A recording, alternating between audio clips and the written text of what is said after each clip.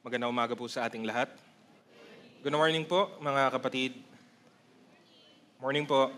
Morning din po sa atin pong mga panauhin, ganon din po sa atin pong mga manonood sa YouTube at sa atin pong mga senior sa baba. Sa umaga pong ito, mayroon pong nais ipahayag na mensahe ang Panginoon para po sa ating lahat at nawa ay ihanda po natin ang ating mga sarili, ang ating mga puso at isipan at pandinig para po sa gawain pong ito. Kaya bago po tayo magpatuloy, ay muli po inaanyahan ko po ang bawat isa na manalangin. Aming Panginoon, nawa ang aming mga papuri at pagsamba ay naging katanggap-tanggap sa inyo sa umagang ito. Nawa ang aming mga handog, ang aming mga ikapo, ganun din naman ay nagmula sa isang pusong tapat at nagpapasalamat sa inyo. Ngayon naman, Panginoong Diyos, kami ang inyong pagpalain sa pamamagitan ng kapahayagan ng inyong mga salita at patuloy na mangusap po ang inyong mensahe sa bawat isa sa amin, Panginoon, na nakikinig sa oras na ito. Patuloy na kami po ay siyang maliwanagan ayon po sa inyong kalooban at higit sa lahat, matapos ang lahat ng ito ay makasunod kami, Panginoon, alinsunod sa inyong mga kagustuhan. Lahat ng ito'y ginagawa namin para po sa inyong kalwalatian, O Diyos, kaya naman pagpalain niyo po kami sa araw na ito at tanging kayo lamang, Panginoon, ang siyang maitaas at maluwalhati. Nagpapasalamat kami at nagpupuri. Ito ang aming dalangin sa pangalan ng aming Panginoong Jesus. Amen. Purihin po natin ang Panginoon minsan pa. Noong nakaraang pong linggo, atin pong napakinggan ang mensahe ukol sa tema ng karunungan at ng kamangmangan or yung pong wisdom and foolishness. At kung paano po ito nagmamanifest, paano po ito nabubuo at paano tayo nagkakaroon, paano ito nakikita sa mundo at kahit po sa buhay po natin mismo. Nakita po natin ultimo kung paano ang kamangmangan ay nakakawasak at nakakasira. Ito'y nagdudulot ng kapahamakan at kung paano naman po ang karunungan ay kinokontra po ito. Dinudulot naman ito ay mabubuting bagay. Dinadala tayo ng karunungan sa daan ng buhay at ng katwiran. No? Marami pong paraan at marami pong pwede pong daanan ang kamangmangan sa mundong ito. At ang kamangmangan pangunahin ang siyang naglalayo sa atin pong Panginoon. No? At salamat na nga lang sa Diyos sa kabila nito, siya po ang nagkakaloob sa atin ng karunungan sa pamamagitan ng kanyang Espiritu, sa pamamagitan din ng kanyang mga salita. Kaya't hindi po tayo lubusang napapahamak. No? Kasi sa umagang ito, muli tatanggap po tayo ng karunungan galing po sa Panginoon upang tayo po ay gabayan, tayo po ay tulungan sa atin pong mga buhay, habang atin pong patuloy na sinasaliksik ang kalooban ng Diyos sa lahat ng atin pong mga ginagawa. Dapat po mamuo sa ating mga puso, mamuo sa puso ng mga anak ng Diyos ang pagnanasa, ang pagnanais na tuparin ang kalooban ng Diyos sa atin pong mga sariling buhay. No? At para nga ito ay mangyari, kailangan po nating magpakumbaba, kailangan po nating magpasailalim ng kanyang kapangyarihan at sa kanyang paghahari. At syempre, higit sa lahat, para mangyari po ito, ay tuparin nga po natin kung ano po ang layuning ibinibigay niya o itinalaga niya para sa bawat isa sa atin. No? Being purposeful is primary to the Christian. Ang magkaroon ng maliwanag na kaisipan ukol sa kanyang layunin sa buhay. No? Dapat nating malaman palagi o dapat nating hindi nakakalimutan kung sino tayo, saan tayo papunta, at ano ang mga dapat nating ginagawa para makarating doon sa nais nating papuntahan. Hindi nakapagtataka o nakakagulat na ang kalaban at ang kabaliktaran ng pagkakaroon ng layunin ay ang kawalan ng layon, kawalan po ng goal or aimlessness. No? Wala pong layunin, wala pong direksyon at hindi ito nararapat para sa sino man pong mananampalataya. Kaya ang mensahe po natin ngayong umaga ay magfo-focus po sa atin pong mga mananampalataya. Sino ba tayo kay Kristo at ano ang kinakailangan magmula sa ating mga pamumuhay. Para atin pong masigurado na tayo din ay nagpapatuloy sa tamang landas at habang tayo nagpapatuloy ay patuloy din ang atin pong paglago. No? Ano ba ang bahagi natin habang tayo ay namumuhay sa kaharian ng atin pong Panginoon. Ang pamagat po ng atin pong mensahe ngayong umaga ay fulfilling God's purpose for us. Fulfilling God's purpose for us. Mga kapatid, mga panauhin, ang mensahe ngayong umaga ay tutukuyin ang patungkol sa atin pong mga mananampalataya, patungkol po sa kanila na mga nagsuko na ng buhay kay Kristo, na sila ay binigyan ng panibagong buhay at panibagong layunin ng Diyos ayon sa kanyang pag-ibig at biyaya. Bilang mga tao na tumanggap ng kaloob na ito, dapat tayong mamuhay ayon nga sa kanyang layunin para din po sa kanyang kapurihan. At tignan po natin ano ang sinasabi ng salita ng Diyos sa atin sa umaga pong ito. Una sa lahat, basahin po natin ang pinakamagiging konteksto para po sa ating aralin. Aklat po ng unang Timoteo, Kabanata 4, talatang 11 hanggang 16. Sabi po dito, ituro mo at ipatupad ang lahat ng ito. Huwag mong hayaang hamakin kanino man dahil sa iyong kabataan. Sa halip sikapin mong maging halimbawa sa mga mananampalataya, sa iyong pagsasalita, pag-uugali, pag-ibig, pananampalataya at malinis na pamumuhay. Habang wala pa ako riyan, iukol mo ang iyong panahon sa pagbabasa ng kasulatan sa harap ng mga tao, sa pangangaral at sa pagtuturo. Huwag mong pababayaan ang kaloob ng Espiritu Santo na ibinigay sa iyo nang magsalita ang mga propeta at ipatong sa iyo ng mga pinuno ng iglesia ang kanilang kamay. Isagawa mo ang mga ito at pag-ukulan mo ng panahon upang makita ng lahat ang iyong paglago. Pakaingatan mo ang iyong pagkilos at pagtuturo. Patuloy mong gawin ang mga bagay na ito upang maligtas ka, pati na ang mga nakikinig sa iyo. Ang atin pong binasa ay bahagi po ng unang liham ni Apostol Pablo kay Timoteo, ang kanyang anak sa pananampalataya, isa sa kanyang mga disipulo. Isa sa mga dahilan kung bakit ang liham na ito ay isinulat ay dahil po sa napakaraming iba't ibang mga issue. Hindi naman po siguro mga kalakihan ang mga isyung ito, pero ganun po ang problema sa buhay po. Kahit yung mga maliliit, pag pinagsama-sama mo po ay malaking sakit ng ulo. At nung time na ito, si Timoteo po ay naglilingkod sa iglesia po ng Epeso. Doon sa general area ng Ephesus, siya na nakadestino po. At dahil sa iba't ibang mga dahilan, ilan ay nabanggit sa liham na ito, dumating po ang panghihina kay Timoteo, discouragement sa iba't ibang paraan. At isinulat niya ito upang paalalahanan ang iglesia, paalalahanan si Timoteo at ganun din ay palakasin ang kanyang loob. Katunayan yung malawak na usapin sa talatang 6 hanggang 16, sa mas mahaba, ang buong paalala ni Apostol Pablo sa pagiging mabuting lingkod ng ating Panginoong Hesukristo. Bagamat ito ay isinulat para po sa isang tao po, personal po ito, marami po tayong matututunan bilang mga mananampalataya. Tayo man ay nasa parehas na kalagayan ni Timoteo, tayo ay sumasampalataya sa Diyos, naniniwala kay Kristo, nananalig sa kaligtasang ipinagkaloob niya sa atin, at tayo man ay mga lingkod ng Diyos, katulad din po niya.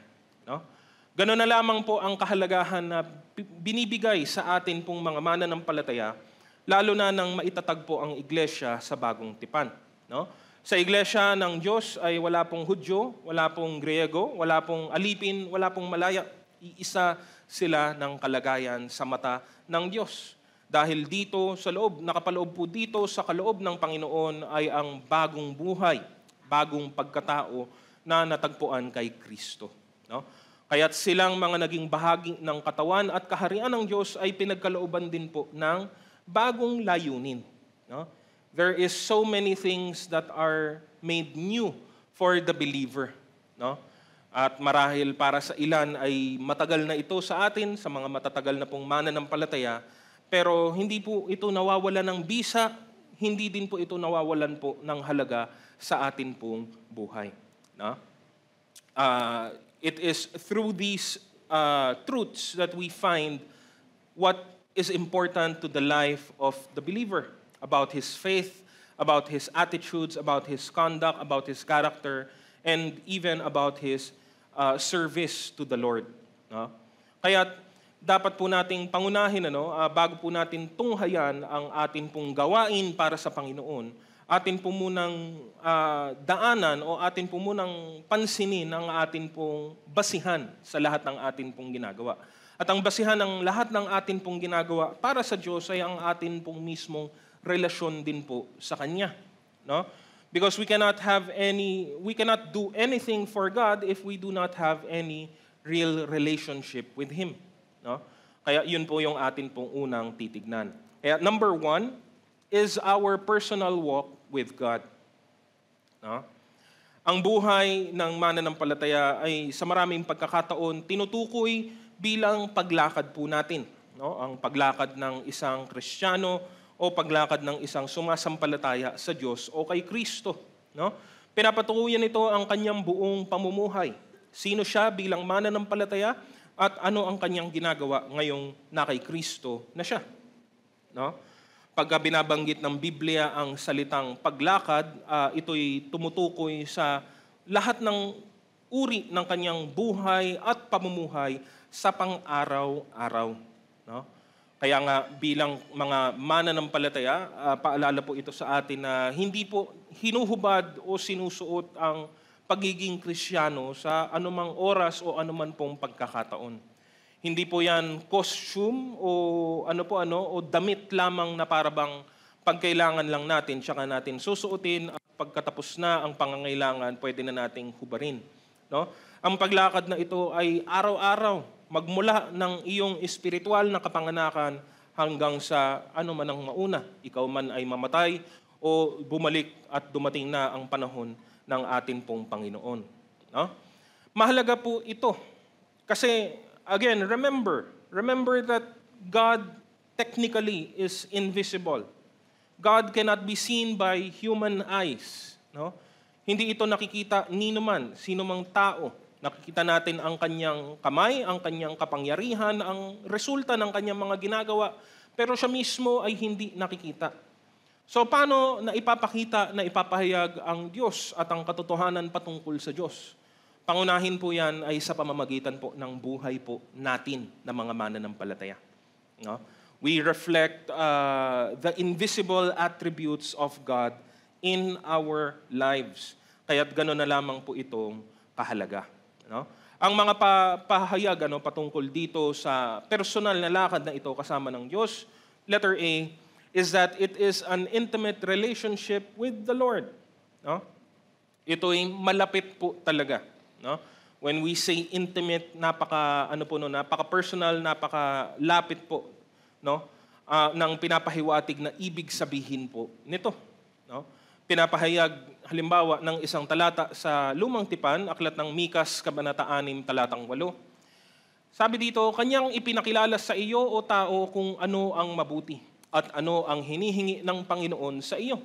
Kundi gumawa na may kaganapan at ibigin ang kaawaan at lumakad na may kababaan na kasama ng iyong Diyos. No?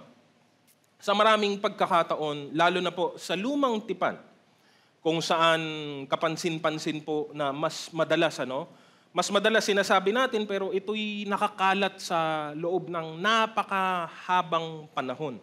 No? Mas madalas ang mga pangyayari at pagkakataon kung saan ipinahayag ng Diyos ang kanyang sarili sa pamamagitan ng iba't ibang mga pamamaraan. No? Sa pamamagitan ng malakas na boses, sa pamamagitan ng mga himala, sa pamamagitan ng mga tinatawag po natin doon theologically ay mga theophanies, kung saan gumagamit ang Diyos ng mga natural events at ginagawa itong supernatural para ito ay magpahayag ng kanyang presensya, kapangyarihan, o ng kanyang tinig. No? And many people, especially in the Old Testament, are being described as having walked with God. No? That phrase or that term symbolizes having a close relationship with the Lord. No? And again, maybe it cannot be taken as literal as it is, na lumakad sila ng literal na kasama ang Diyos. Pero no, maybe not that literal, pero nakita natin kung paano sila namuhay, paano sila kumilos, paano sila nagpakita ng kanilang pagtitiwala sa Panginoon. Magmula pa lang kay Abraham po ay nakita na po natin ang mga halimbawang ito, mga taong lumakad kasama ng Panginoon. The idea of walking with someone describes being in close proximity and intimacy with Him. No? Hindi ka lalakad katabi ng kahit sino kung hindi mo naman siya kilala. No? Nangyayari na lang siguro yan sa panahon natin ngayon kapag ka-rush hour kasi wala ka nang pakialam. Kahit magdikita na tayo ng balikat, no? At magsiksika na tayo, gagawin mo. Pero sa normal na paraan, sa normal na kaganapan, kung lalakad ka, no, ng malapit sa ibang tao, ay merong ideya, meron itong pinapahiwatig na ibig sabihin na ay magkakilala sila. No? Magkalapit sila, no? Magkaibigan sila. No? Kung kayo ay nakabigkis ng kamay, kayo ay nakahawak ng kamay, mas lalo pa. No? 'Di ba? I mean, papansinin mo ba 'yon? No? Ay, sino yung kasama mo? Ay, wala, hindi ko yan kakilala. Holding hands mo, no? Wala pong ganon, no? We accept that idea of being close and intimate and having a real relationship with them, no? Intimacy with God is sought after by many Christians, no? Lalo pa nga para po sa atin sa kasalukuyang panahon kung saan, again, hindi natin naranasan, no? Yun pong isa sa mga pinakamalulungkot na bahagi ng buhay ng mga mananampalataya sa panahon pong ito. No? Kumpara halimbawa sa panahon ng bagong tipang iglesia, no, nung una itong naitatag, dahil yung mga alagad nung panahon ng iyon ay nakasama nila ang Panginoong Jesus. Nakasama nila siya, kasama nilang natulog, magpahinga, no, maglakbay, kumain, mag-fellowship at marami pang iba. No? But for us, it is not that easy. No? Hindi natin kasama ang Diyos physically in that sense. And yet, God tells us, the Bible reminds us that we should be in close relationship with Him. No? So this intimacy with God should be something we sought after. No? Dapat ito'y atin pong hinahanap, atin po itong sinisikap. No? Ang pagiging malapit sa anumang relasyon ay hindi po nangyayari ng aksidente, hindi po nangyayari ng nagkataon lamang. Every intimate, every close relationship kayo, tignan nyo, kahit sa sarili ninyong buhay, no? Every close relationship had some foundation to it. Meron po yung pundasyon ng pagsisikap at pag-e-effort na magkakilanlan, magkaunawaan at magkaroon ng pagsasama sa kabila ng mga, alam mo po yun, ng mga hindrances, ng mga sagabal na dumarating sa atin pong buhay. No? Ako nga po, base sa ganitong definisyon, base sa ganitong kaisipan, ako po, isa po ako sa mga hindi po naniniwala. Hindi po ako naniniwala na, ay ano yan, tunay na magkaibigan yan, kahit na 10 taon silang hindi nagkita, pag nagkita sila ulit, parang kahapon lang. Yun po ay, sa isang banda, para sa akin, ay romanticization. No? Niro-romanticize lamang po yung idea ng pagkakaibigan. At sa isang banda, ito ay paraan ng pampalubag loob. No? Kahit na hindi kami nag-usap within the past 10 years, magkaibigan pa rin kami. No, in reality, you're not. No? Sa realidad ng buhay na ito, sa realidad ng definition na ito, pag tinanong kita, anong ginagawa ng kaibigan mo ngayon? At ang sagot mo sa akin na hindi mo alam kasi 10 taon na kayong hindi nagkikita, matatawag mo pa bang kaibigan yon? Ang pwede mong gamiting salita, ang pwede mong gamiting pangungusap ay, well, kaibigan ko siya dati. Close kami dati, 10 years ago. But since then, hindi ko na siya nakausap, hindi na ako updated sa kanya, hindi ko na alam anong ginagawa niya, hindi ko alam ano ng mga pagbabagong nangyayari, hindi ko alam kung nakapatay na ba siya ng tao, hold up na ba siya. No? Wala kang idea. 10 years mo na siyang hindi nakilala at hindi nakausap. You cannot say na, hindi, yung friendship namin solid pa rin kahit na hindi na kami nag-uusap. No, it doesn't work that way. Hence, the idea of intimacy in close relationship. Paano mo masasabing close kayo kung hindi naman kayo nagkikita, hindi naman kayo nag-uusap, hindi nyo alam ang nangyayari sa buhay ng isa't isa, at wala kayong pakialam sa isa't isa. And the same goes with our God. No? Paano mo masasabing close kayo ng Diyos? Malapit ang relasyon mo sa Diyos. Ni hindi mo alam ano ang kalooban ng Diyos. Ni hindi mo alam ano ang pinapagawa sa iyo ng Diyos. Ni hindi mo alam kung anong nakalulugod sa Diyos at ang mga kinapupuotan o kinagagalitan ng Diyos. Because those are the things that truly define relationship. No? Hindi tayo status quo lamang. No, na naging kaibigan ko na siya dati, so kaibigan ko na siya forever. Wala pong ganon. Pambatang isip po yun, yung ganong kaisipan. No? The reality of it is to have an intimate relationship, you need to put in the work. Yan po lagi, gamitin ko pong halimbawa din yan. Para po sa mga pinaka-common po na nakakaranas po niyan is mga mag-asawa. No? Kung ang binabasihan nyo na lang po ng relasyon ay ang pagiging mag-asawa, ang lungkot po ng magiging relasyon po ninyo. Because you can accomplish all your obligations and yet wala ka na pong connection, intimate na relationship sa iyong asawa. Hindi, pastor, araw-araw naman kaming nagkikita, araw-araw naman kaming magkasama. Di ba yun yung sinabi mo na mahalaga sa isang intimate na relationship? Kasi marami po tayong mga taong nakikita araw-araw, nakakatapat, nakakaharap, nakakasalubong araw-araw, pero wala naman tayong alam sa nangyayari sa buhay nila. At pwede din po yung mangyari kahit sa loob po ng pamilya, mainly sa mag-asawa. Kaya nga po natin, laging ikinatutuwa at sa isang banda ay ikinalulungkot kapag tayo po may mga palaro sa mag-asawa. Kung saan atin pong tinatanong, ano pong paboritong ulam ni Mister? Ano pong paboritong kulay ni Mrs. At natatawa tayo na mali-mali yung sagot kasi nakakatawang konsepto yon. Pero sa realidad nun, may bahagya siyang kalungkutan kung tutuusin. No? Pati birthday nakalimutan na, pati anniversary nakalimutan na. Paano nangyari yun? Di po ba? Well, makalimot naman po talaga ang tao. Kaya nga, we need effort. Effort po ang kailangan po dito. It will not happen without doing anything. Wala pong mangyayari kung hihintayin mo lang na may mangyari ng kusa. Wala po. You have to make it happen. You have to desire the person. You have to desire to want to know the person. And you have to have that desire to do what is pleasing to that person. At yun po ang kahulugan ng atin pong relasyon sa Diyos. No? Kaya't kahit hindi natin siya nahahawakan, nakakasama in a physical, in a literal way, kapiling pa rin natin ang kanyang presensya kapag inaalam natin, tinutuklas natin ang nilalaman ng kanyang salita at isinasagawa natin ito sa ating buhay. No? We have to be intentional in our relationship with God. Sumunod po dito, letter B, it is dying to self and living for God.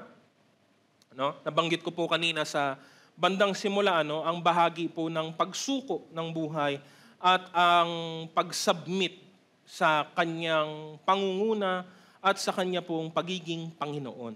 No? When we accepted, actually yan po ay modernong terminolohiya ng tinanggap natin.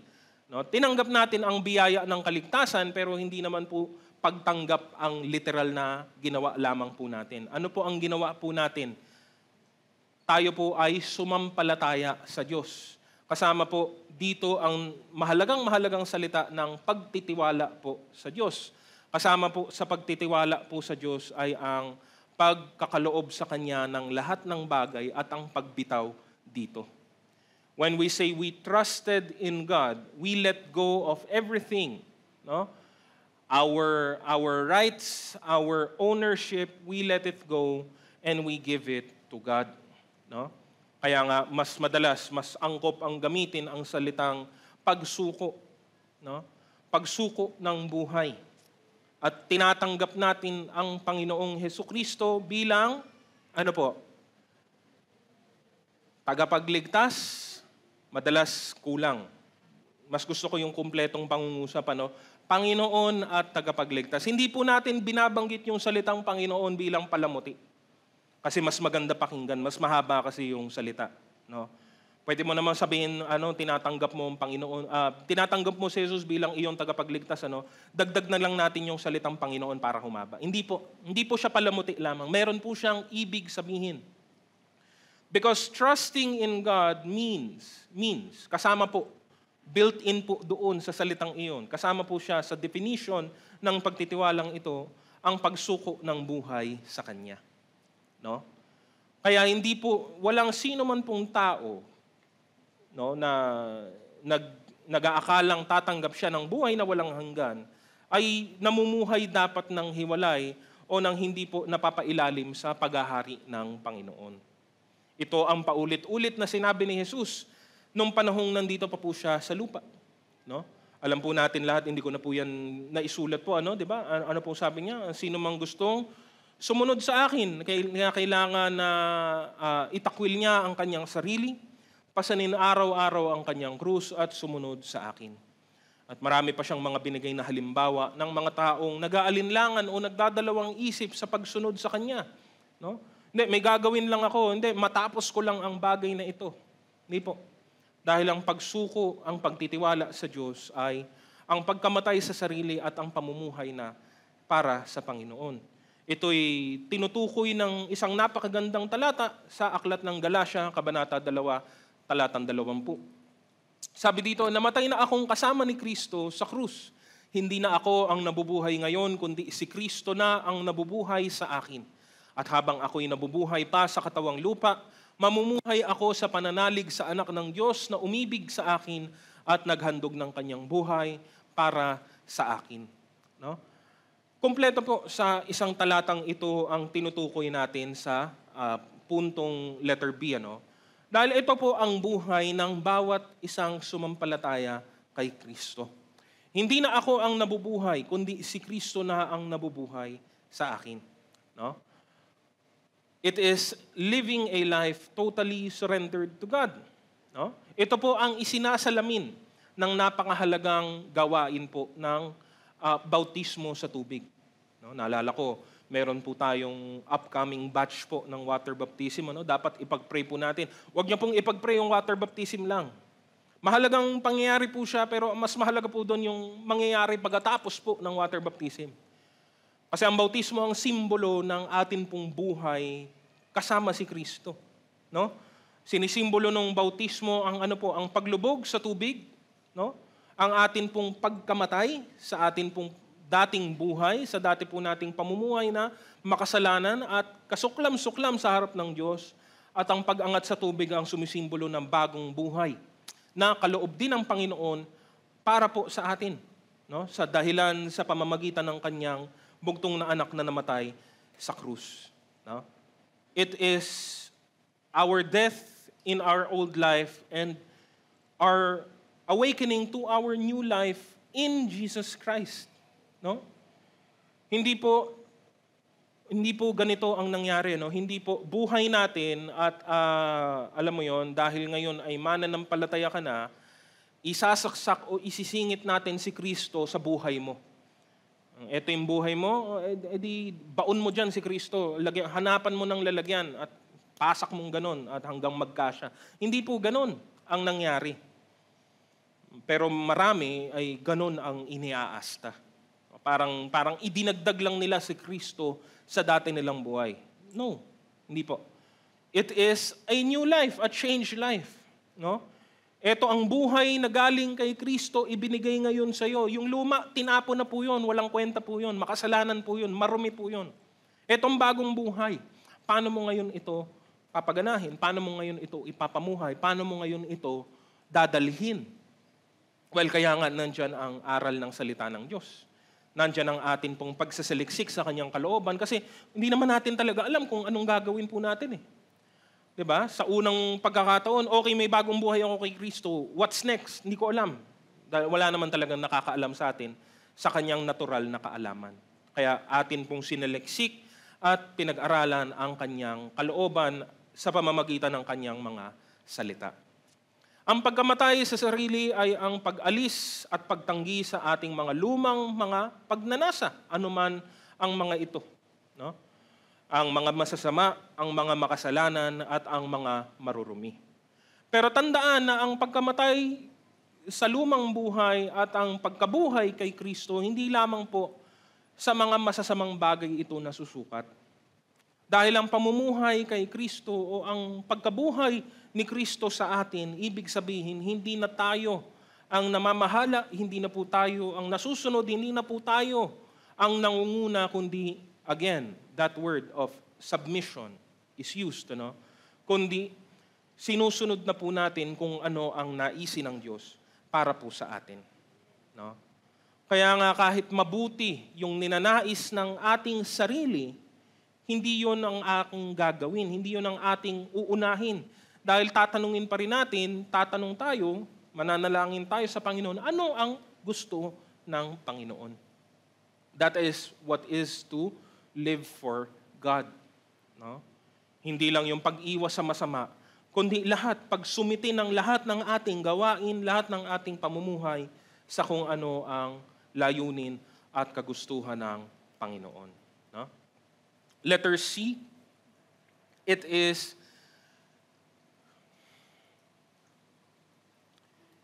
being mindful of our living.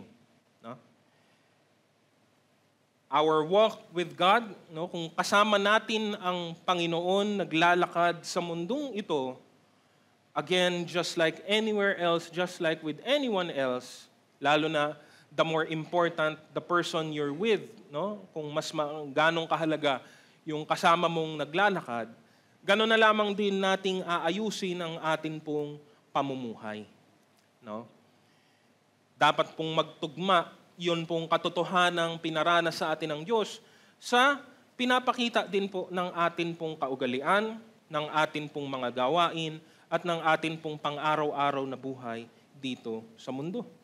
Nabanggit sa atin pong binasa ang pagpapalakas ng loob ni Apostol Pablo kay Timoteo dahil sa kanyang pagiging bata, dahil sa kanyang pagiging kabataan.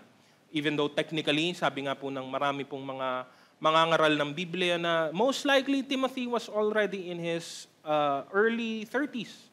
No? Pero again, by cultural standards ng panahong iyon at ng kulturang iyon, para sa kultura ay bata pa rin daw po siya. No? At dahil po dito, maaring minamaliit siya, maaring kine-question siya, maaring, alam mo yon, hindi siya pinapakinggan, hindi siya pinapahalagahan. Ngunit pinaalalahanan siya ni Pablo ng hindi sinabi ni Pablo na, hindi, pagalitan mo yung mga tao. Pangunahan mo sila. No? Kung merong ayaw makinig sa'yo, di palabasin mo. Hindi po yun ang kanyang pinayo. Ang kanyang payo ay ipakita mo sa pamamagitan ng iyong mabuting halimbawa. Sa iyong pamumuhay, ang katotohanang tinanggap mo galing sa Panginoon. No? Eventually, those who question, those who have different motives will be silenced by your life, by your actions. No? Kaya nga, babalikan ko po yung talatang 12 na binasa po natin kanina. Sabi niya, huwag mong hayaang hamakin kanino man dahil sa iyong kabataan. Sa halip, sikapin mong maging halimbawa sa mga mananampalataya at may 5 po siyang bagay na binanggit sa iyong pagsasalita, pag-uugali, pag-ibig, pananampalataya, at malinis na pamumuhay. No? Itong mga area na to, again, hindi po ito kumpletong listahan ng mga dapat nating pahalagahan, pero sa pagkakataong ito, ito po ang atin pong tignan. No? Tignan po natin ang 5 area na ito.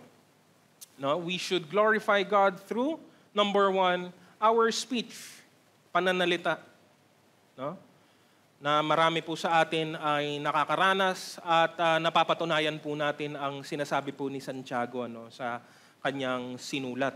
Na napakahirap po kontrolin po ng dila. No? Yang napakaliit na bahagi na parte na muscle ng katawan pero napakatindi. No? Kaya pong kasing talim po ng kutsilyo kung sumaksak. No? At ang hirap po niya. No? Ang sabi po, yun naman po ang sabi nga ni Santiago sa kanyang isinulat po. Ito'y instrumento na pwede pong gamitin sa pawang napakabuting bagay, pero pwede din gamitin sa napakasamang bagay. No? Kung depende kung sino bang nangunguna dito, kung ang laman ba o ang espiritu. Isa sa mga pinakasimpleng gawin. No? Parang napaka-common sense pag sinabi mong, control your tongue, control your speech. Oy, ingatan mo yung pagsasalita mo. Dali lang po nun. Isipin, madali din po technically gawin, pero in reality, no? Kaya nga sa isang banda, sa ibang pagkakataon po, no, na pag-aralan po dito sa mga pag-aaral natin sa church, ano, na it's not really the tongue per se. It is the person behind that tongue. No? It is the emotions behind the tongue. Gusto mong kontrolin ang dila, learn to master your emotions. Kasi usually, emosyon natin ang nagpapagalaw sa atin pong dila. Sobrang lungkot, sobrang habis, sobrang galit, sobrang inis, sobrang sama ng loob, sobrang tampo. No? At ang mga katulad nito ang nagpapakilo sa atin pong dila kung bakit po tayo madalas nahuhulog sa pagkakasala.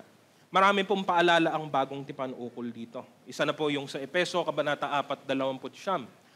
Sabi niya, huwag kayong gumamit ng masasamang salita. Lagi ninyong sikapin na ang pangungusap ninyo'y makakabuti at angkop sa pagkakataon upang pakinabangan ng mga makakarinig. Especially if you are a Christian, especially if you are in a position that is very visible, especially to other believers, ganun din to even unbelievers. Maging maingat po tayo sa atin pong pagsasalita. No?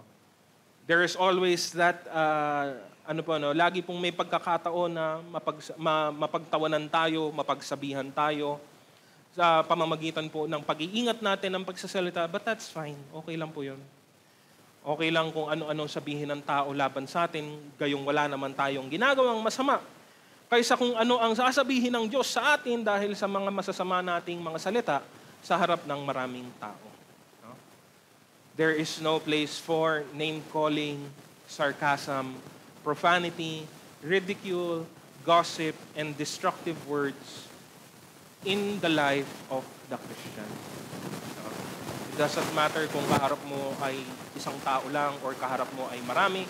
It doesn't matter kahit ikaw ay mag-isa. No? Yun po yung pinakahuling pandaraya ng sarili sa atin. Ano? Pag nagkakasala tayo, gamit ang dila, pero wala namang ibang taong nakarinig. Parang nabibigyan tayo ng pampalubag loob na, okay lang, ako lang naman mag-isa. Hindi po, nandun po ang Panginoon. No? At again, sabi ni Santiago, hindi dapat manggaling sa iisang bukal ang maputi at masama. Yung ginagamit nating bibig o dila para po papurihan ng Diyos, hindi po dapat yan pagmula ng anumang karumal-dumal na bagay. No? Our tongue should be used to build up, to encourage, to share the gospel, to praise God, to thank God. No? Yun dapat ang layunin sa atin pong pananalita. Sumunod po dito, number 2 is conduct. No? Pag-uugali, no? Or general behavior. No? Ano ang atin pong kaugalian sa harap ng maraming tao, lalo na po sa normal na mga sitwasyon. No? Kaya nga po, hindi po magandang sukatan, sa totoong buhay po, hindi po magandang sukatan ang atin pong kaugalian sa loob ng bahay-sambahan. Kasi dito tayo po ay na nagkakahawaan sa mabuting paraan, no? Dahil nakikita mo maayos ang ibang tao, nagiging maayos ka rin. Nakikita mong tahimik ang ibang tao, nagiging tahimik ka rin. Nakikita mong respectful ang ibang tao, nagiging respectful ka rin. At alam mong dapat naman talagang igalang ang okasyon ng gawain ng Panginoon. But that's not a test, no? I mean, kung dito pa lang nag-fail ka na, yun na yung resulta. Bagsak ka na talaga kung dito pa lang. The real test happens when we go outside. Kapag kakaharap na po natin ang mga taong masasama, masasama ang isip, masasama ang gawain, masasama ang ugali, and yes, masasama ang mga pananalita. Pag nasa labas na po tayo ng atin pong tinatawag na comfort zone, no, ng church, ng fellowship, ng service, doon na po natin talaga masusukat at doon dapat natin talagang bantayan ang atin pong mga kaugalian. No? This can also pertain to our life testimony, our living testimony as seen by others every day. Do you treat your life, your work with honesty, with integrity? How you spend your time your money? What are your priorities? Your attitude towards possessions, your personal appearance, your family, how you maintain your home, the way you treat people, lahat po yan ay pasok sa atin pong conduct. Ano ang atin pong kaugalian, lalo na po sa mga pinaka-ordinaryong bagay. No? Because people will know you by your identity as a Christian. No? Makikilala ka nila kasi mapakilala mo ang sarili mo. I mean, ganun dapat. Ipakilala mo ang sarili mo bilang mananampalataya, bilang tagasunod ng Kristo. Pero ang tunay na pagkakilala ay mangyayari kapag inobserbahan na po nila ang atin pong pamumuhay. No? How we treat others. Alam niyo po, isa sa mga very basic, very common po, is how we treat the importance of time. No? Parang maliit na bagay, hindi kasing halaga ng honesty or integrity, pero may bahagi din po yun doon. How important is time to us? How do we treat the time of others? No? And sa napakababaw na kaisipan, kahit ang pagiging maaga o ang pagiging laging late ay nagpapakita ng atin pong conduct. No? Kung lagi ka na lang pong late, atrasado, last minute, meron po yun. Nagpapahiwatig po yun. May ikinukwento po siya. At ito po ay nababasa ng iba. No? So wala po tayong dapat laktawan o skip na aspeto ng atin pong buhay. No? Wag po tayong mag-focus sa iisang aspeto lang. No? Ito'y totoo sa buhay natin bilang Kristiyano, ito'y totoo sa buhay natin sa mundo. No, huwag kang mag-focus sa isang bagay lang, kundi balansehin mo sa kung ano ang nararapat. Sabi po sa Pilipos, Kabanata 4:8-9, bilang pagtatapos, mga kapatid, dapat maging laman ng inyong isip ang mga bagay na karapat-dapat at kapuri-puri. Mga bagay na totoo, marangal, matuwid, malinis, kaibig-ibig at kagalang-galang. Isagawa ninyo ang lahat ng inyong natutuhan, tinanggap, narinig at nakita sa akin. Sa gayon, sa inyo ang Diyos na nagbibigay ng kapayapaan. No? Kaya nga tayo nag-aaral, kaya nga po tayo nagkikita-kita, kaya tayo may gawain ng Miyerkules, ng Biyernes, ng Linggo, at ng iba pang mga gawain po natin para po atin pong paalalahanan ng ating sarili, para po ating pong pangalagaan, no? Atin pong labanan ang laman at manaig sa atin ang Espiritu. No? Pangatlo po na nabanggit ni Apostol Pablo ay love, pag-ibig. No? Dahil nga po, isa sa mga napakahalagang aral, katuruan na inihatid ni Apostol Pablo ay ang kahalagahan po ng pag-iibigan. No? Again, the biblical love usually pertains to a self-sacrificing love that comes from God. No? Again, hindi lamang po dito nasusukat ay ang romantic love. May kinalalagyan po yun, pero hindi po yun ang pangunahin. Biblical love is a sacrificial, caring commitment in which it shows itself seeking the highest good of another. Ang pagmamahal sa definisyong ito ay ang paghahanap ng ang pinakamaganda, ng pinakamabuti para sa kapakanan po ng iba. Sa maraming beses na ito'y nabanggit sa Biblia, ang kakulangan ay ang pag-iibigan ng mga magkakapatid. No? Kaya nga nangyayari ang mga pagtatalo, ang mga tampuhan, ang mga pag-aaway-away dahil hindi po umiiral ang pag-ibig.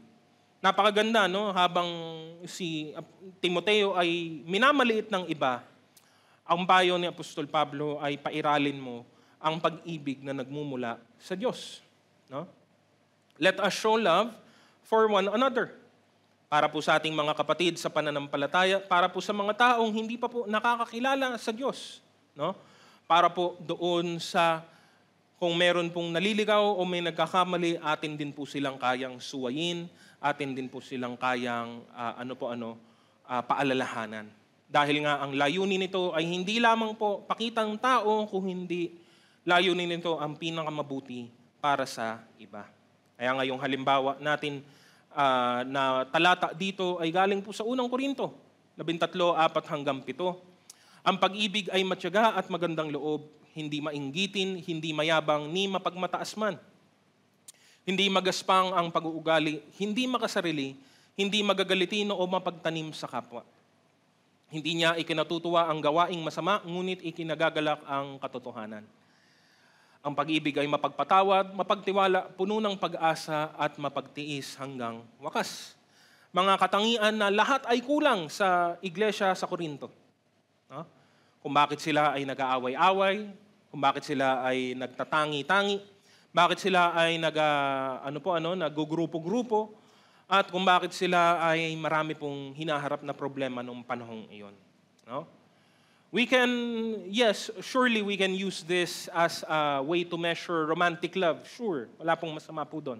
But remember the context it was written in. It was written for brotherly love for another. No? General po ang ideyang ito. Ang problema po kasi pagka inassign mo to sa romantic love, para bang sa romansa ko lang dapat ipakita yung ganitong pag-ibig. No? Kung mahal na mahal ko yung tao, meaning meron akong relasyon sa kanya na malapit, dapat yan yung pag-ibig. Paano yung kapatid mo? Paano yung kaaway mo? Wala na. Labas na po doon. Hindi po. Kaya po natin ina-avoid yung ganong pagtatangi po. Ito ay general na pag-ibig sa lahat. No? Pangunahin sa mga kapatiran, pangalawa kahit doon sa mga hindi pa po nakakakilala sa Diyos. No? And number 4, is faith, pananampalataya. No? Ang pananampalataya sa Diyos, nabanggit ko na rin po kanina, ay napapahayag po ito sa pamamagitan ng buong pagtitiwala sa Kanya. Buong pagtitiwala sa Diyos, sa Kanyang salita, sa Kanyang mga pangako, sa Kanyang karakter, no? At sa Kanyang kalooban. No? Pero napakahalaga na ang pananampalatayang ito ay naipapakita rin po sa pamamagitan po ng atin pong mga gawa. No? It is proved by the fruit in our living. Ang pananampalataya po hindi po isang basyong salita. No? Dahil ginagamit na nga po ng sanlibutan ang salitang pananampalataya ng basyo. Wala naman po tayong monopoly sa salitang faith. Even the world uses this in many different ways. But most often, they are empty. So mag-ingat tayo na tayo man ang paggamit natin sa salitang pananampalataya hindi po mauwi sa walang kabuluhan. Dapat ang pananampalataya po natin ay totoo at makita sa pamamagitan ng atin pong mga gawa. Ito ang paalala ni Santiago sa kanyang sinulat, Kabanatang 2:14 hanggang 18. Mga kapatid, ano ang mapapala ng isang tao kung sabihin man niyang siya'y may pananampalataya, ngunit hindi naman niya ito pinapatunayan sa gawa? Maililigtas ba siya ng ganong uri ng pananampalataya? Halimbawa, may isang kapatid na walang maisuot at walang makain. Kung sasabihin ninyo sa kanya, patnubayan ka nawa ng Diyos, magbiis ka at magpakabusog, ngunit hindi naman ninyo siya binibigyan ng kanyang kailangan, may mabuti bang naidudulot sa kanya iyon? Gayun din naman, patay ang pananampalatayang walang kalakip na gawa. Ngunit may nagsasabi, may pananampalataya ka at may gawa naman ako. Ipakita mo sa akin ang iyong pananampalatayang walang kasamang gawa at ipapakita ko naman sa iyo ang aking pananampalataya sa pamamagitan ng aking mga gawa. No? Wala pong issue dito sa pananampalataya at kaligtasan. Hindi po 'yun ang issue ni Santiago po sa liham na ito. At marami na pong nagsubok na pagtagpiin yung dalawa. Wala pong kinalaman ng dalawa sa isa't isa. Ang mga gawa na tinutukoy dito ay ang mga gawa na sumunod matapos ang pananampalataya. Hindi po natin tinutukoy o pinag-uusapan dito ang gawa bago sumampalataya ang tao.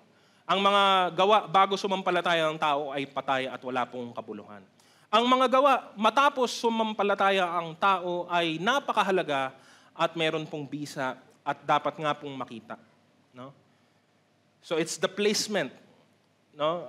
It's placed in the terms kung paano po natin ito dinidefine. Pinapahiwatig ni Santiago ang kahalagahan ng gawa matapos mong sumampalataya. Dahil ang pananampalatayang wala namang ibinubungang gawa ay wala pong kabuluhan. No? Kung tayo nga ay sumampalataya sa Diyos, naniniwala tayo, naligtas tayo sa pamamagitan ng pananampalataya natin kay Kristo, dapat ipamuhay po natin ang bagay na ito. Dapat nating pagtiwalaan ng Diyos sa lahat ng bagay at sa pamamagitan ng pagtitiwala natin sa Kanya, dadalhin tayo ng paniniwalang ito sa mga bagay na dapat po nating gawin. No? Kaya ang pananampalataya hindi lamang po paniniwala sa ganung paraan, kundi ito po'y nakikita din po sa atin pong mga ginagawa at mga dinidesisyon sa buhay. No? Kaya ang pananampalataya po ay nakikita. It is evident in our actions. No? At panghuli po, number 5 is purity. No? Kalinisan. No? Madalas itong kinakabit sa salitang kabanalan. Pagiging banal po natin. Ang pagiging banal naman po ay napaka-simple lamang base po sa definisyon na binibigay po ng Biblia. No? Ito po ay ang paghihiwalay ng mga ordinaryong bagay sa mga bagay na itinalaga na para sa Diyos. That's it. That's what holy and consecrated means. No? I mean, hindi pa rin po siya simpleng bagay po, ano? Dahil ang Diyos lamang po ang makakagawa ng bagay na ito. Only God can make us holy. And we have been made holy and we are being called to continue in that holiness. Basahin po natin, unang Tesalonica, Kabanata 4, 3-8. Kalooban ng Diyos na kayo'y magpakabanal at lumayo sa lahat ng uri ng kahalayan. Dapat maging banal at marangal ang pakikitungo ng bawat isa sa kanyang asawa at hindi pagsunod lamang sa nasa ng laman tulad ng inaasal ng mga hintil na hindi nakakakilala sa Diyos. Sa bagay na ito, huwag ninyong pagsamantalahan ang inyong kapwa at huwag siyang dadayain sa anumang paraan, sapagkat mahigpit na paparusahan ng Panginoon ang gumagawa ng ganitong kasamaan tulad ng sinabi namin at pinatotohanan sa inyo noon pa man. Tayo'y tinawag ng Diyos upang mamuhay sa kabanalan, hindi sa kahalayan. Kaya ang sino mang ayaw sumunod sa katuruang ito ay hindi sa tao sumusuway, kundi sa Diyos na siyang nagkakaloob sa inyo ng kanyang Espiritu Santo. No? Purity starts from within, in our thoughts, in our hearts. Paulit-ulit itong binabanggit sa bagong tipan. No? That we should flee from sexual immorality, layuan. No, takasan po natin kasi hindi basta-basta itong napipigilan. Yun yung lagi ko pong naalala sa katuruan pong ito. No? Why is it pagdating sa sexual immorality, madalas ang ginagamit na salita ay umalis ka, takasan mo, layuan mo ito. Kasi hindi mo ito madalas mapipigilan kung pagpipigil lang ang iyong gagawin. You have to, just like our prime example of Joseph, no? In the Old Testament, no? Si Joseph the Dreamer, anak po ni Jacob po, ay nung nagtatrabaho po siya sa korte ng opisyal ng paraon na si Potiphar at gusto siyang halayin ng asawa ni Potiphar, ano po ang ginawa niya? Tinakbuhan po niya. Literally, no? Literal na pagtakbo at pagtakas ang kanyang ginawa, no? We should know our weaknesses. We should know the weakness of our flesh. At isa sa mga kahinaan po ng atin pong laman ay ang sensuality. No? Lahat ng uri ng kahalayan ay kahinaan po ng laman. Kung hindi yan kahinaan, di sana matagal na po nating nalagpasan o alam mo yon, napag-iwanan ito, hindi po. No? Lalo na nga po ngayon kung saan very, very common na lang po siya. Sa lahat ng pagkakataon. No? We should live with purity. No? Na kahit na ganito ang kalagayan po ng sanlibutan, mapanatili po natin maayos at malinis ang atin pong puso at isipan kasi, again, it starts from within. Pag napapanatili natin maayos at malinis ang kalooban po natin, hindi na po magiging mahirap na ito ay makita din sa atin pong panlabas na anyo. We are called to be pure in our lives. How we walk is the very definition of who we are. It is our life as Christians, our relationship with God. Ito yung basihan ng lahat ng ating ibang ginagawa. No? At bagamat hindi po natin maaabot ang kaperpektuhan sa mundong ito, sa kasalukuyan, ito pa rin ay iniuutos ng Biblia na atin pong pagsumikapan. No? Our walk with God should be daily. Not weekly, not every Sunday, not every gawain. No? Araw-araw po ito, mag-isa man po tayo o may kasamang iba. Mag-ingat po tayo, kaya't patuloy na pinapaalala ng salita ng Diyos na atin pong bantayan ang atin pong paglalakad sa mundong ito. Sabi po yan sa unang Tesalonica, Kabanata 4, talatang 1. Kaya nga mga kapatid, isa pang bagay ang ipinapakiusap namin at ipinapayo sa inyo sa pangalan ng Panginoong Hesus. Sana'y lalo pa ninyong pagbutihin ang inyong pamumuhay ngayon, pamumuhay sang-ayon sa inyong natutuhan sa amin, upang kayo'y maging kalugod-lugod sa Diyos. Ganon din sa Efeso, Kabanata 4, 1 hanggang 3. Kaya't ako na isang bilanggo dahil sa Panginoon ay nakikiusap sa inyo na mamuhay kayo gaya ng nararapat sa mga tinawag ng Diyos. Kayo'y maging mapagpakumbaba, mahinahon at matyaga. Magmahalan kayo at magpasensya sa isa't isa. Sikapin ninyong mapanatili ang pagkakaisa na kaloob ng Espiritu sa pamamagitan ng kapayapaang nagbubuklod sa inyo. Matapos ang atin pong pagsusumikap at pagsasanay sa ating sarili, doon lamang natin po pwedeng tunghayan ang atin pong gawain naman para sa Diyos. And number 2 po is our diligent work for God. No?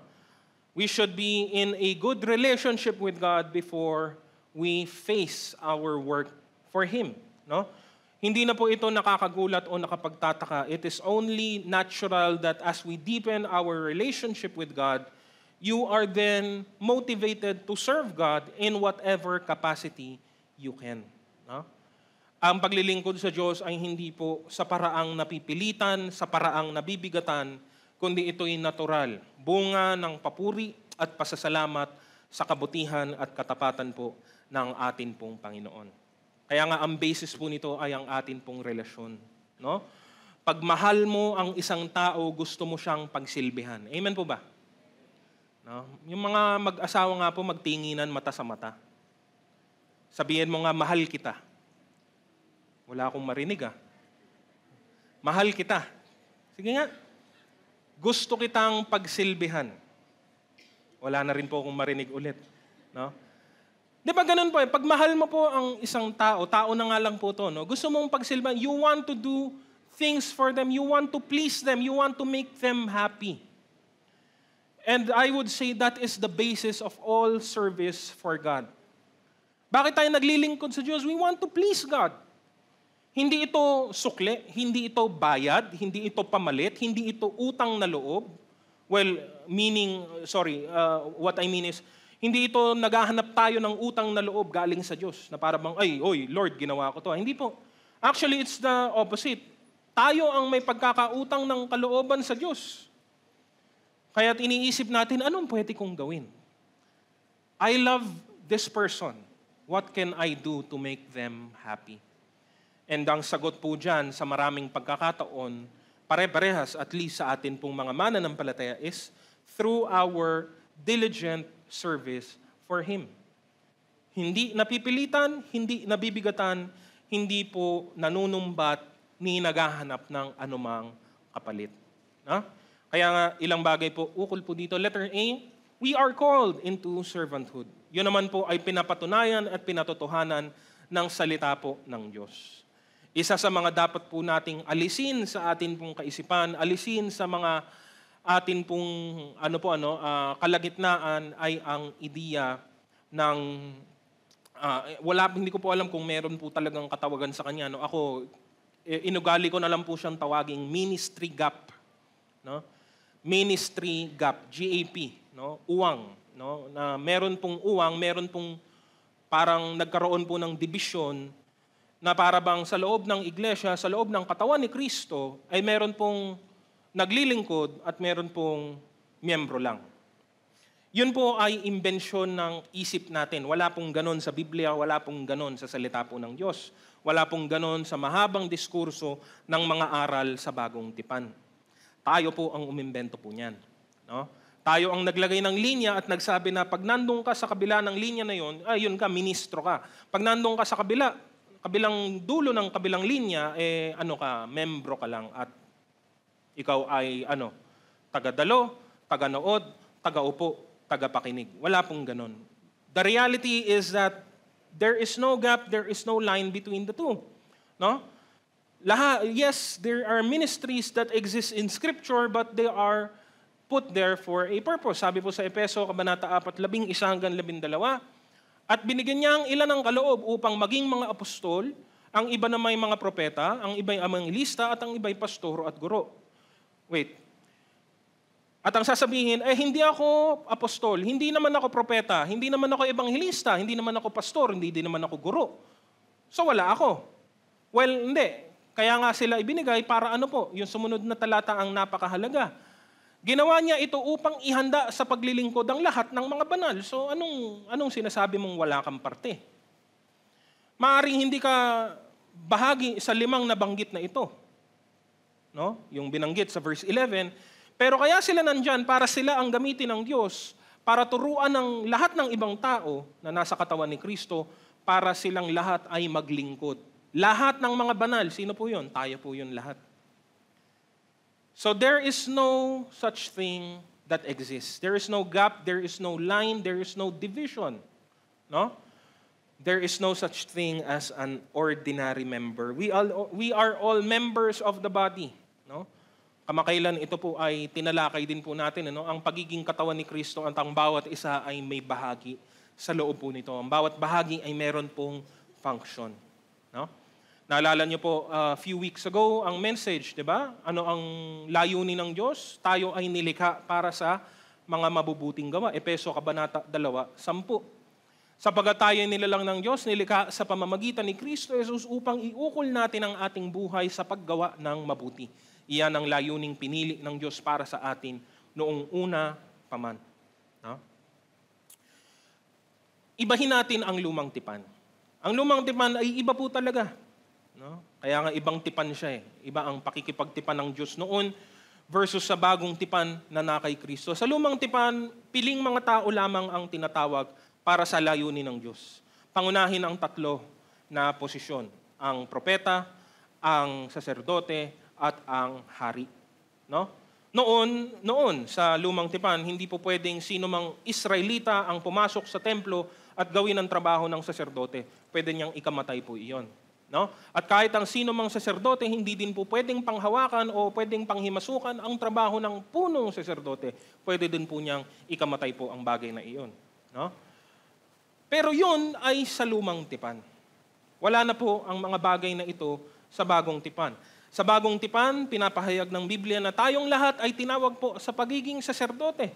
Unang Pedro, Kabanata 2, talatang 5. Tulad ng mga batong buhay, maging bahagi kayo ng isang templong espiritual. Bilang mga saserdoteng itinalaga para sa Diyos, mag-alay kayo sa Diyos ng mga handog na espiritual, nakalugod-lugod sa Kanya alang-alang kay Hesu Kristo. Wala na po din yung division na iyon, galing po sa lumang tipan. No? Wala na po ang linya, kaya nga nabanggit ko rin kanina, wala na pong Hudyo, wala na pong Griego, wala na pong Hintil, wala na pong Alipin, wala na pong Malaya. Lahat po tayo ay bahagi ng iisang katawan. At ano pong sabi sa talatang 9? Ngunit kayo ay isang lahing pinili, grupo ng maharlikang saserdote, isang bansang nakalaan sa Diyos, bayang pag-aari ng Diyos upang magpahayag ng mga kahangahangang ginawa niya. Siya ang tumawag sa inyo mula sa kadiliman patungo sa kanyang kahangahangang kaliwanagan. Ang tinutukoy po niya ay tayo, mga mananampalataya. All of us are called to serve God. And again, kailangan itong ipaalala dahil po sa mga maling katuruan, maling kaisipan, maling mga konsepto at mga haka-haka o mga assumptions na umiiral sa atin pong mga isip. In reality, katulad ng una ko pong sinabi kanina, kung ikaw po ay nagsuko ng buhay kay Kristo, sumampalataya sa Diyos, ikaw ay tumanggap ng kaligtasan, hindi po yan magtatagal. Hindi ka pa po nakakalayo. Ang sunod na darating na desire sa iyo ay pagsilbihan ang Panginoon. As a way of showing your love, as a way of showing your thanks. Pero dahil may mga maling kaisipan na umiiral sa mundo, kailangan nating paalala na tayong lahat ay bahagi ng gawain pong ito. All of us are responsible to serve God, to do good, to please Him in all that we do. Karugtong po nito, letter B, let us serve no matter our condition. No? Kung lahat ay tinawag sa paglilingkod, ang katunayan po niyan, hindi naman lahat ng tao, hindi naman tayo ay pare-parehas lahat. No? At yan man ay totoo. Kaya nga again, angkop na angkop ang larawan ng katawan. Hindi po pare-parehas ang itsura at mga bahagi ng katawan, mas lalong hindi po pare-parehas ang mga function po nito, pero lahat sila ay pawang mahalaga. No? Lahat sila ay may papel at meron po silang malaking na itutulong sa kabuuan ng katawan. Kasi isa man lang sa kanila ay mawala, ay magkaroon ng diferensya, makikita mo po kung paano po mag-suffer ang buong katawan. Again, physically, nararamdaman at nararanasan po natin yan. Ano? At kung minsan nga, di ba, yung pinakamababaw na sugat ang siyang pinakamasasakit pa. No? At ganon din po sa katawan ni Kristo. No? Ganon din naman, meron kakibat ng maling idea sa letter A, meron din po minsan umiiral na maling idea dito sa letter B. Kung saan meron pong mga tao, meron pong mga mananampalataya na para bang nag-iintay ng perfect or tinatawag na golden opportunity for service. No? Hindi ko po alam kung ano pong hinihintay po nila. Hinihintay po ba nila ang 2025, ang 2030? Hinihintay po ba nilang magtapat-tapat ang mga planeta at mga bituin sa solar system? Hindi ko po alam. Naghihintay lamang sila. No? Kapag sila ay pinaalalahanan o tinanong, sasabihin nila, hindi, sige, darating din tayo dyan. No? Meron ding takdang panahon ang Diyos para dyan. No? Na para bang hindi pa nila pwedeng gawin ang maglingkod ngayon, kaya hinahanap pa nila ang pinakamagandang paraan kung paano nila ito sisimulan. No? Pero ang katunayan nito, madalas ang nangyayari is that we just put up our own self-discerned conditions for our service to God. Na para bang nakikipag-negotiate pa po tayo sa Panginoon na, sige, maglilingkod ako kung paglilingkuran kita, Panginoon, kapag, no? Isusuko ko ang gawain ito, Panginoon, pagkatapos ng tayo ang gumagawa ng kondisyon. No? Kaya hindi mangyari, hindi maganap, hindi po matupad ang layunin ng Diyos sa buhay po natin. Kaya yun po ang ginamit ko pong pamagat sa letter B. No matter our condition. Huwag mong hintayin na baguhin ng Diyos. Pwede naman baguhin ng Diyos ang iyong kalagayan at kondisyon, pero tandaan mo na pwede ka pong maglingkod sa Kanya as you are. No? Nasaan ka ngayon, ano ang kalagayan mo ngayon, pwede ka na pong makapaghatid ng kaluguran sa Diyos. Sabi nga po ito sa unang Korinto Kabanata 7, 17 hanggang 24. Sabi niya, mamuhay ang bawat isa ayon sa ipinagkaloob sa kanya ng Panginoon at magpatuloy sa dati niyang kalagayan noong siya'y tawagin ng Diyos. Ito ang itinuturo ko sa lahat ng iglesia. Kung ang isang lalaki ay tuli na nang siya'y tawagin ng Diyos, huwag na niyang alisin ang mga palatandaan ng kanyang pagiging tuli. At kung hindi naman tuli nang siya'y tawagin, huwag na siyang mag-asam na magpatuli pa. Again, konting context po dito, no? Kasi nga, ang pagtutuli, circumcision, was a covenant symbol between Israel and God in the Old Testament. Una itong ibinigay kay Abraham. No? So ang problema, fast forward to the New Testament, yes, matagal na panahon ito ay kaugalian ng mga Hudyo dahil ito ay pakikipagtipan nila sa Diyos.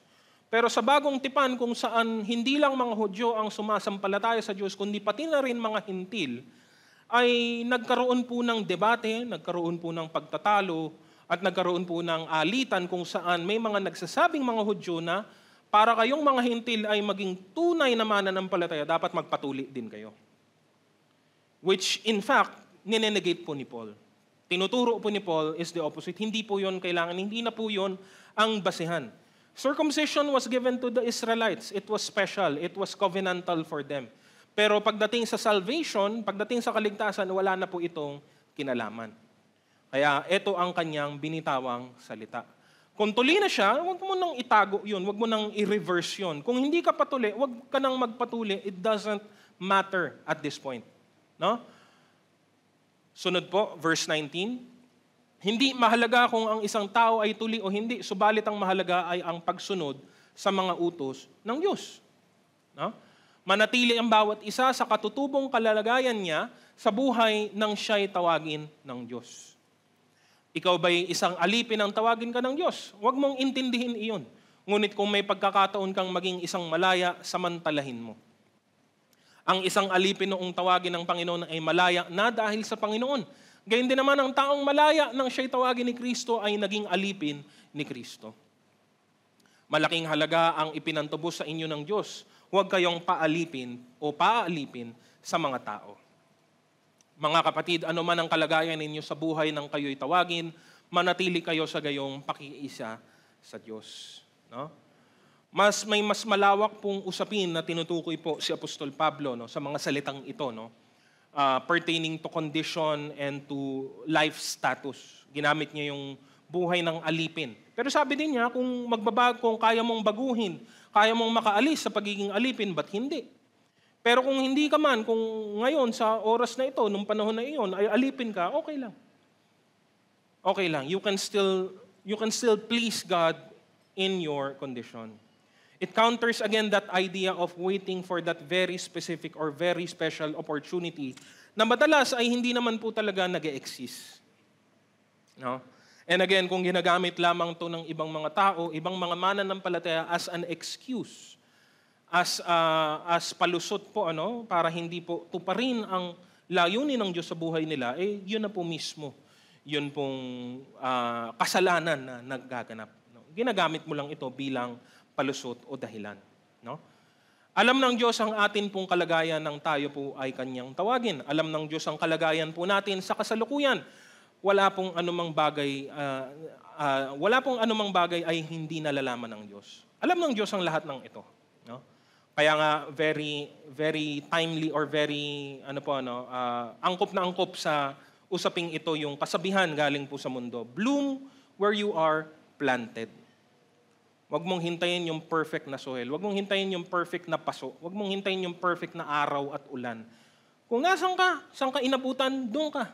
Mamunga ka doon. No? At kung ang Diyos mismo ang kumilos at gumawa ng paraan para ikaw ay mailipat ng lalagyan, mailipat ng lugar, edi yun ay sa Diyos na po yun. No?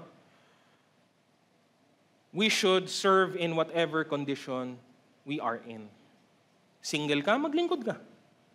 May pamilya ka, maglingkod ka. Bata ka, maglingkod ka. Matanda ka, maglingkod ka. It doesn't matter. Wala pong dahilan. Wala po tayong pwedeng idahilan para po takasan o layuan ang aspetong ito. Panghuli po, lastly, we have been thoroughly equipped. No? Basahin ko po ulit, 1 Timoteo Kabanata 4, talatang 14. Huwag mong pabayaan ang kaloob ng Espiritu Santo na ibinigay sa iyo nang magsalita ang mga propeta at ipatong sa iyo ng mga pinuno ng iglesia ang kanilang kamay. Katulad ni Timoteo, lahat po tayo ay nakatanggap ng kaloob ng Espiritu at dapat nating gamitin ang mga kaloob na ito para siya ay paglingkuran. Actually, in reality, ito lang naman talaga ang pwede nating gamitin para paglingkuran ng Diyos. Hindi natin mapaglilingkuran ng Diyos ng sarili nating lakas kundi yung galing din sa Kanya, ang ibabalik po natin sa Kanya. Unang Pedro, Kabanata 4, 10 hanggang 11. Bilang mabubuting katiwala ng iba't ibang kaloob ng Diyos, gamitin ninyo ang kakayahang tinanggap ninyo sa ikakapakinabang ng lahat. Ikaw ba'y tagapangaral? Ipangaral mo ang salita ng Diyos. Ikaw ba'y tagapaglingkod? Gamitin mo sa paglilingkod ang lakas na kaloob sa iyo ng Diyos upang sa lahat ng bagay siya'y papurihan sa pamamagitan ni Jesucristo. Sa Kanyang kapangyarihan at karangalan magpakailanman. Amen. No? A spiritual gift may be defined as a God-given ability for service in the body of Christ. And God does not leave us hanging. He gives us everything that we need. No? Ito'y kaloob ng Espiritu. Ito ang isa sa mga pruweba ng pananahan ng Espiritu sa buhay po natin. Ang kaloob na ito hindi lamang po galing sa atin pong pisikal na laman, hindi po ito talento o talino lamang. Ito ay spiritual po talaga. Ito'y galing sa Diyos. At ipinapangako ng salita ng Diyos na tayo po ay pinagkalooban na po nito. Ito ang atin pong gagamitin. Again, kaya po natin ito pinapaalala at itinuturo para po maalis ang mga nagdadahilan sa atin. Para po yung lumalaban ng kalooban o pumapalagang kalooban ay matahimik. Kasi yan po ang isa sa mga paboritong dahilan ng tao. wala naman akong alam, hindi naman ako magaling, hindi naman ako marunong sa mga ganitong bagay. No? Don't worry about it. It doesn't matter because the gift is from God. No? It is of God. Spiritual po ito in nature, and it is what will get you through your service for Him. No? Merong mga mararami, merong iilan lamang, pero again, the context says that at least each one of us has been given at least one. Meron ka, wala pong wala. No? Wala pong sino mang basyo sa atin. No? Kaya sa pamamagitan ng mga katotohanan ito, matitignan mo natin, makikita po natin na lahat po tayo ay dapat po talagang maglingkod sa atin pong Panginoon. No? We have been called by God into His service, both personally and in the body. Pinagkaloob niya ang lahat ng atin pong pangangailangan para matupad natin ang gawain po natin. No? Nasa atin na po yan kung hahayaan natin gamitin tayo ng Diyos. Ako, sasabihin ko na hayaan nyo na gamitin kayo ng Diyos. No? Hayaan nyo na paglingkuran nyo ang Panginoon at mabigyan nyo siya ng kapurihan sa lahat ng inyong ginagawa. Para po sa ating pagtatapos, no? Patuloy nating saliksikin ang kalooban ng Panginoon sa atin pong buhay. Ano ang layunin ng Panginoon? Ano ang pagkakatawag po niya sa atin?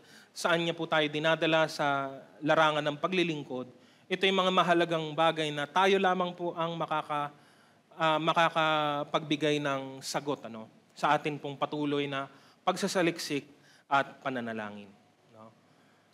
Kahit na ito'y ituro natin walang humpay, wala pong mangyayari kung tayo po mismo ay hindi po kikilos. Dapat itong magsimula sa atin pong mga sarili. No? Kung tayo ay may tunay na malapit na relasyon sa Diyos, ang natural na magiging bunga po nito ay ang pagsasaliksik ng kanyang kalooban at ang pagtupad ng mga bagay na nagbibigay kaluguran sa Kanya. No? How is your walk with God? Kayo ang makakasagot po niyan. How is your work for the Lord? Are you diligent in it? No? Para po sa mga matagal na pong walang ginagawa, patuloy na nananawagan ang salita ng Diyos na tayo po ay kumilos na. No? Atin pong ipahayag at ipakita ang ating pananampalataya sa pamamagitan ng atin pong mga gawa. No? Paalala po natin panghuli, basahin ko po yung Kolosas, Kabanata 1, talatang 10. Sa gayon, makakapamuhay na kayo ng karapat-dapat at kalugod-lugod sa Panginoon. Sasagana sa lahat ng uri ng mabubuting gawa at lalawak ang inyong pagkakakilala sa Diyos. Patuloy nating saliksikin ang mga bagay na ito at nawa sa lahat ng oras, sa lahat ng aspeto ng ating buhay, ay mabigyan natin ng kaluguran ang Panginoon. Purihin po natin ang Panginoon sa umaga pong ito.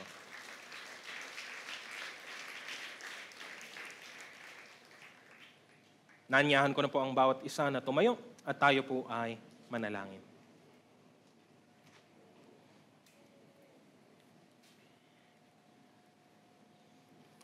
Minsan pa, aming dakilang Diyos ay nagpapasalamat kami sa hatid ninyong mensahe sa umaga pong ito.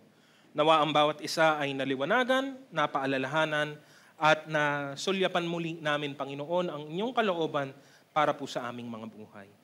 Dapat kaming maglingkod, dapat kaming kumilos, Panginoon, para po sa inyong kalwalatian, pero para ito ay mangyari, dapat din maging maayos ang amin pong relasyon sa inyo. Patuloy na mangusap ang mga paalalang ito sa aming mga puso at isipan. At ito po ang baunin namin, ito ang dalhin namin, Panginoon, ng mga pagbubulay-bulayan sa buong linggong paparating. Nawa sa lahat ng aming gagawin, kayo, Panginoong Diyos, ang siyang maitaas at mapapurihan sa lahat ng oras upang matupad nga namin ang inyong mga salita at kalooban. Nagpapasalamat kami at nagpupuri at lahat ng kalwalatian ay tanging sa inyo lamang namin ibinibigay. Tanggapin po natin ang bendisyon. Ang Diyos na nagbibigay sa atin ng pag-asa, ang magkaloob nawa sa inyo ng kagalakan at kapayapaan sa pananalig upang sumagana kayo sa pag-asa sa pamamagitan ng kapangyarihan ng Espiritu Santo. Sumainyo nawa ang Diyos na pinagmumula ng ating kapayapaan at ang lahat ng pinagpala ay magsabi ng Amen. Purihin po natin ang Panginoon at magbatian po tayo sa bawat isa.